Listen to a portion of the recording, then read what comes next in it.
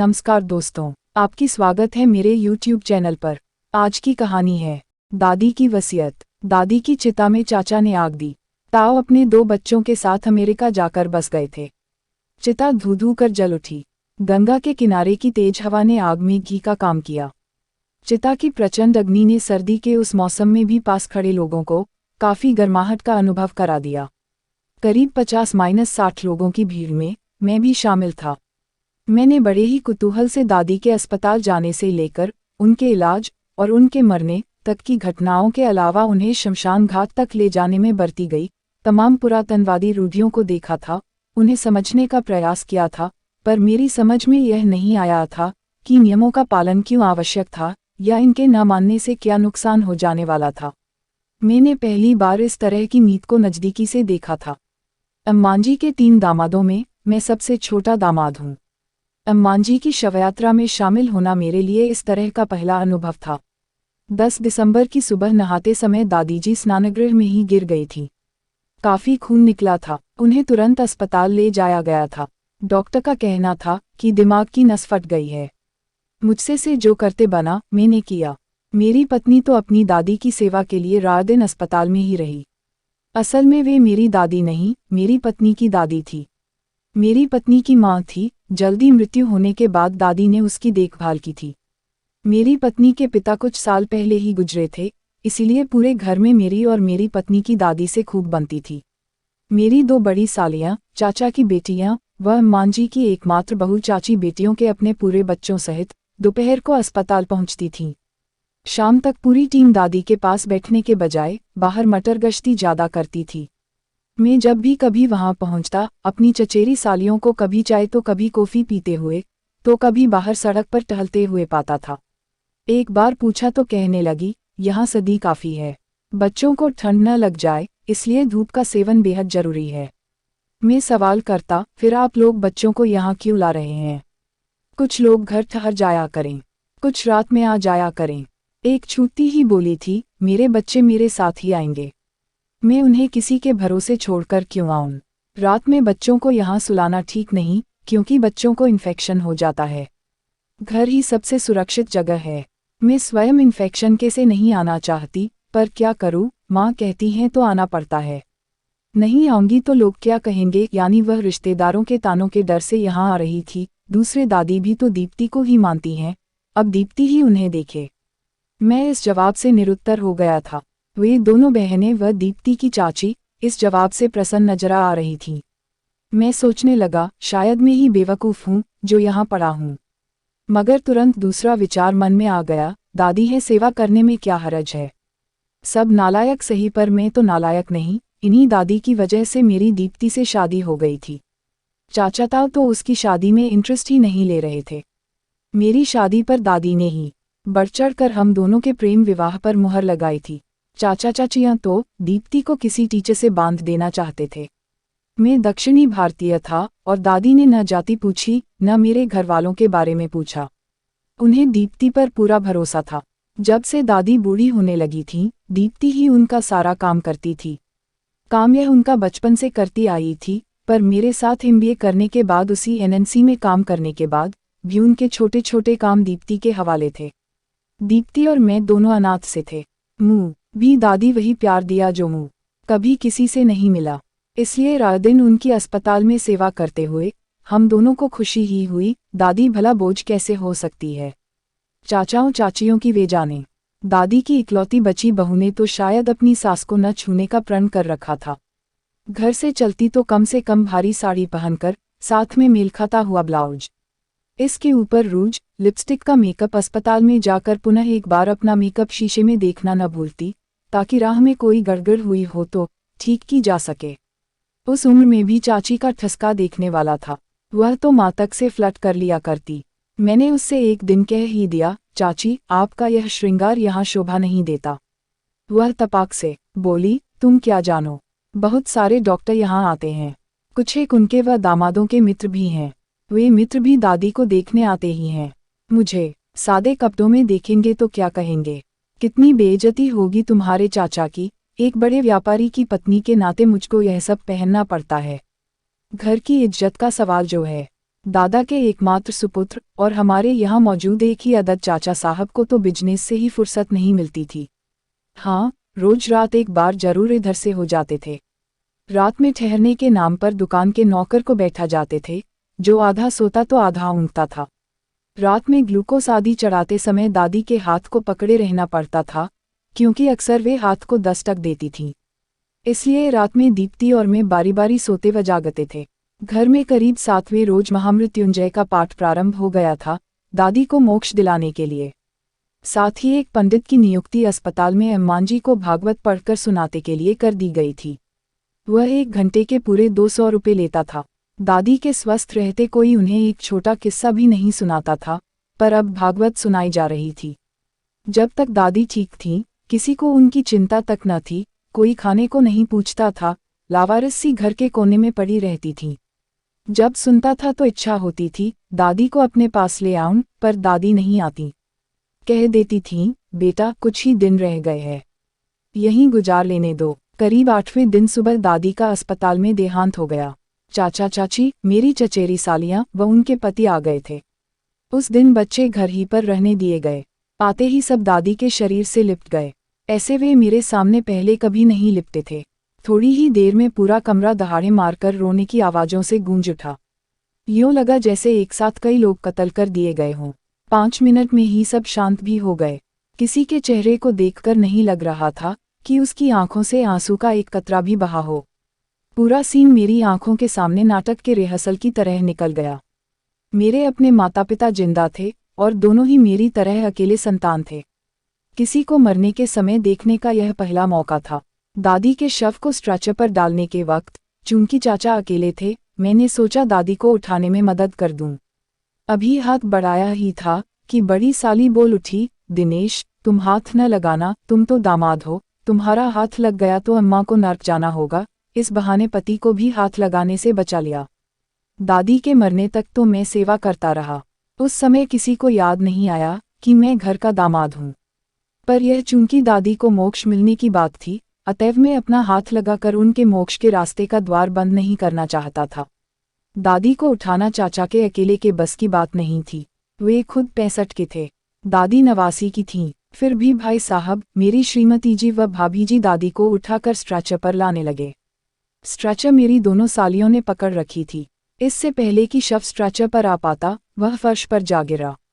जमीन पर से किसी तरह फिर अर्दली की हेल्प से शव उठाकर स्ट्रेचर पर डाल लिया गया। लाश घर पर ले जाई गई। आनन फानन में रेफ्रिजरेटेड ग्लास कॉफिन गया था। करीब 20 किलोग्राम गुलाब के फूल, इतने ही मखाने मंगवा लिए गए थे। एक प्रतिष्ठित व्यवसायी की मां की शवयात्रा थी। उनकी सारी प्रतिष्ठा दांव पर लगी थी। कहीं कोई यह न कह दे, लड़के ने मां के लिए कुछ खर्च नहीं किया। मेरा पत्ता चूंकि पहले ही कट गया था, इसलिए मैं ऐसी जगह बैठ गया था जहां से समस्त क्रियाकलाप देखे जा सकें। मुंह तो वैसे भी सब दामाद समझते थे। औरतें जत्थों में चली आ रही थीं। जैसे ही वे लाश के करीब आती, सबकी सब एक सुर में दहाड़ मारकर रो पड़ती थीं। क्या गजब का सामंजस्य था। कुछ ही क्षणों में फिर शांति छा जाती थी। पहले आई औरतें पीछे हटकर एक और खिसक जाती थीं, जहां वे आपस में मृतक अर्थात दादी के बारे में हर तरह की चर्चा प्रारंभ कर देती थी।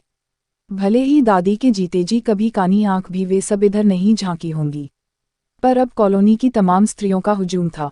थोड़ी देर बाद आवाजें आई, नाती कहाँ है, बुलवाओ, पैर तो छू लें, दादी को मोक्ष मिल जाएगा। मैं किंकर्तव्य विमूढ़ था। मेरे छूने मात्र से दादी को नर्क मिल सकता था, पर मेरे लड़के के छूने से नहीं। जब वे बीमार थीं, तो कोई उन्हें हाथ नहीं लगा रहा था। मेरी दोनों सालियां व बहू अपने अपने लड़कों को शव की तरफ हाँकने लगी। अंततः सभी दादी के मृत शरीर का चरण स्पर्श कर चुके थे।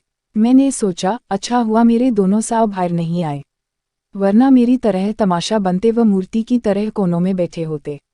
एक फोटोग्राफर भी था। लाश पर कफन डाला जाने वाला ही था कि भाई साहब की निगाह शायद अम्मा के गले व हाथ की कलाई पर चली गई। सोने का हार व कंगन थे, कम से कम 4 तोला सोना। भाई साहब ने लपक कर निकाल लिया, गोया कोई लेकर भागने वाला था। शव एम्बुलेंस पर रखकर सभी लोग घाट की तरफ रवाना हो गए। घाट पर लकड़ी की चिता भी तैयार हो गई थी। लाश को चिता पर रखने से पहले नदी का गोता भी लगवाना था, पर अभी भाई साहब की खोपड़ी नहीं घुटी थी। तुरंत ही एक नाई भाई साहब के बाल मूंदने लगा। मुंडन संस्कार के बाद भाई साहब के तन पर श्वेताना वस्त्र था। सर्द हवा के कारण भाई साहब की कंपकंपी छूट चली थी। लाश को नहलाकर चिता पर रख दिया गया। अब इंतजार था महापात्र का, जिससे मुखाग्नि दी जा सके। उधर महापात्र लाश पर पड़ी दूसरी लाशों के हिसाब किताब में बिजी था। सबसे पूरे पैसे लेने के बाद ही वह हमारी तरफ आया। मंत्रोच्चार के साथ ही भाई साहब द्वारा अग्नि देने के बाद चिता जल उठी। इस अग्नि को घर से बड़ा ही सहेज कर लाया गया था। तभी मेरी निगाह दूर देख पर चली गई। वहां लकड़ी की अरियों का अंबार लगा था। मालूम पड़ा सब फिर बाजार में बेच दी जाएंगी, चारपाई आदि बनाने के काम आ जाएंगी। पास ही लाशों पर उतारी गई चादरों का ढेर था। इनको भी बाजार में अच्छे दामों पर बेचा जाना था। अगले दिन घर के सभी बड़े चिता की राख को इंडिया में भरने के लिए शमशान पहुंचे, ताकि उसे वाराणसी, इलाहाबाद, गया व पुरी जैसे स्थानों पर पवित्र नदियों में विसर्जित किया जा सके। इस कलश को लेकर भाई साहब को ही जाना था। जैसा मैंने सुना है, भाई साहब एक बार भी दादी के जीवित रहते उन्हें साथ लेकर कहीं भी नहीं गए थे। वैसे हनीमून मनाने अपनी बीवी के साथ कश्मीर से कन्याकुमारी तक जा चुके थे। उनका कहना था कि माँ के लिए इतना न किया तो लोग क्या कहेंगे। उन्हें बार बार लोगों के कहे जाने का डर खाए जा रहा था। अंत में नहाने का नंबर आया। बिना नहाए घर में घुसने से घर अपवित्र हो जाने का डर था। मैं तो साफ नकार गया, जाड़ा काफी है, घर जाकर गर्म पानी से नहाऊंगा। दादी तो चली ही गई। खैर, मोह छोड़ सभी लोग कांपते ठिठुरते नदी में नहाए। घर लौटने तक इन लोगों के दांतों का किटकिटाना बंद नहीं हुआ। कुछ एक की तो नाक भी बहने लगी, क्योंकि नाक सड़कने की आवाजें कभी कभार आ जाती थीं। घट पर अभी पंडितों के कई चोंचले होने बाकी थे।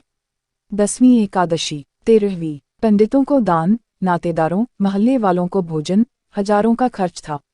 श्रीमती को छोड़कर मैं तो वापस आ गया।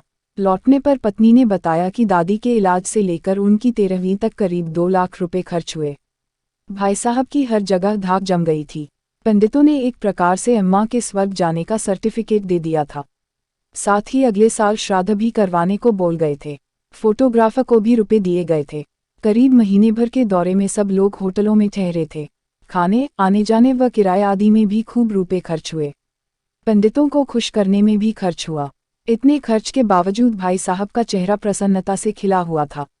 माँ के क्रियाकर्म में इतने पैसे नष्ट कर उन्होंने समाज में अपने लिए काफ़ी जगह जो बना ली थी। असली क्लाइमैक्स 7 दिन बाद शुरू हुआ, जब दादी की अलमारी, कपड़ों की जांच की गई तो एक अलमारी में कागज़ों के नीचे लिफाफा मिला, जो शायद 7-8 साल पुराना था। यह एक वसीयत थी। सबके सामने अलमारी खोली गई तो मेरी पत्नी के चाचा उसे छिपा न सके। वसीयत को सबके सामने पढ़ना उनकी मजबूरी थी, क्योंकि सब सोच रहे थे दादी बिना वसीयत के मरी होंगी और जिसके हाथ जो आएगा वह उसका होगा। दादी ने वसीयत में साफ लिखा था कि जो भी कुछ उनका है वह दीप्ति को मिलेगा, और इसमें उनका पुनी मकान जो गांव में है, लॉकरों में रखे गहने, पहने गहने शामिल हैं। वसीयत सुनकर सबके मुंह फक रह गए। चाची अपनी छाती पीटने लगी थी। हाय राम, यह बुढ़िया अंतिम समय में भी सठिया गई थी। संस्कार से लेकर आज तक का सारा खर्चा हम कर रहे हैं और जायदाद अपने पोती के नाम कर गई। चाचा को भी अब अपने किए गए खर्चों पर अफसोस हो रहा था, लेकिन शायद लोग क्या कहेंगे इस वजह से उनके मुंह से आवाज तक नहीं निकली। मेरी सालियां एक स्वर में बोली, अच्छा अब पता चला कि दीप्ति दादी की इतनी सेवा क्यों कर रही थी। उसे मालूम था मेवाते उसे ही मिलने वाला है। 4 दिन के सेवा में सारी मलाई खा गई। दीप्ति ने कुछ नहीं कहा और दूर से मुझे इशारा कर दिया कि मैं कुछ न बोलूं। घर आकर दीप्ति ने एक बैग पकड़ाया जिस पर डेटों धूल जमा थी। वह बोली, दादी को बीच में एक दिन अस्पताल में होश आया था। उन्होंने जिद की कि यह बैग शायद उनके पुराने गंदे कपड़ों में कहीं है। मैं लेकर आऊं। मैंने बहुत मना किया, पर दादी जिद पर अड़ी रहीं।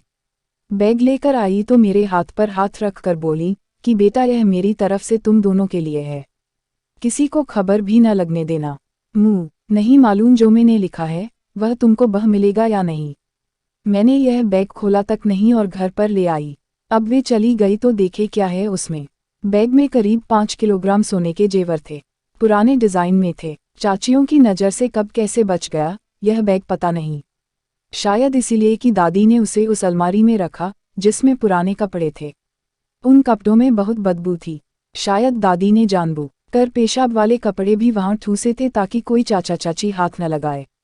पिछले दिन भी किसी ने अलमारी नहीं खोली थी। हम दोनों को पैसे का कोई लगाव न था। यह तो दादी का प्यार था, जिसके लिए दीप्ति ने रात दिन उनकी सेवा की, और उसकी सेवा भावना देखकर मैंने भी एक बार उसे नहीं टोका। एक दादी ही हमारी शादी का सबसे बड़ा सवाल थी। पैसा बड़ी चीज़ है, पर प्यार तो उससे भी बड़ा है ना। दादी की वसीयत, उनके गहने, उनकी प्रॉपर्टी सब हमें मिल गए थे, पर जो सबसे बड़ा मिला था वह था उनका प्यार, उनका साथ, और उससे भी बड़ा उनका आशीर्वाद। दादी का फैसला आपको कैसा लगा? आप मुझे अपनी राय कमेंट बॉक्स में ज़रूर दीजिएगा। कहानी पसंद आए तो लाइक, शेयर, सब्सक्राइब कर दीजिएगा। मिलते हैं अगली कहानी में। Thank you for watching video.